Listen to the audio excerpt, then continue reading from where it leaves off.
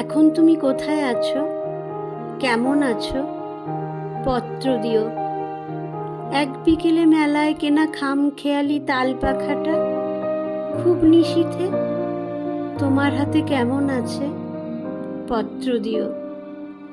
ক্যালেন্ডারের কোন পাতাটা আমার মতো খুব ব্যথিত ডাগর চোখে তাকিয়ে থাকে তোমার দিকে? পত্র দিও।